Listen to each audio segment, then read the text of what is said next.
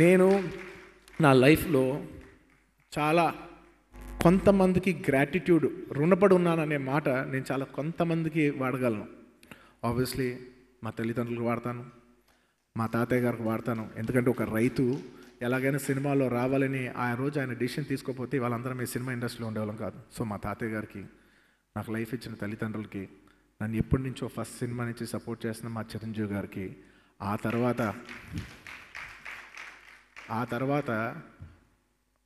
నాకు తెలీదు నాకు సుకుమార్ అంటే అంత ఇష్టం అని. ఐ థింక్ ఆర్య అయిపోయిన ఒక 4-5 ఏళ్ళ తర్వాత ఏదో ఐ థింక్ మేబీ పరుగు లేదంటే ఇంకే ఆర్య 2 సినిమా పరుగు సినిమా చేస్తాను అనుకుంటాను. ఆ టైంలో నేను ఒక కారు కొనుక్కున్నా.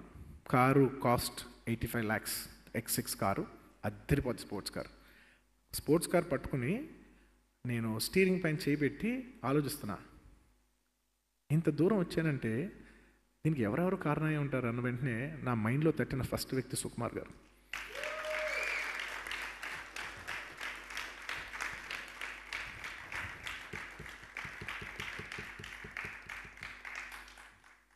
డార్లింగ్, నువ్వు లేకపోతే నేను లేను.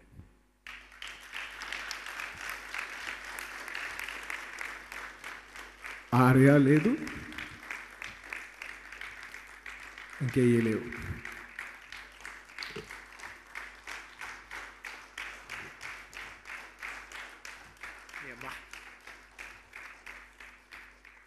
చిచ్చి ప్రతిసారి ఫంక్షన్లు ఈ పబ్లిక్లో ఇదేంట్రా దేవుడా, లాస్ట్ టైం మా నాన్నగారు అనుకున్నప్పుడు అనుకోకుండా ఇలా అయింది, మళ్ళీ ఎప్పుడు అవుతుంది దేవుడా. ఎప్పుడైనా అర్థమైందా నువ్వు ఎంత ఇంపార్టెంటో? అంతలే. Thank you darling.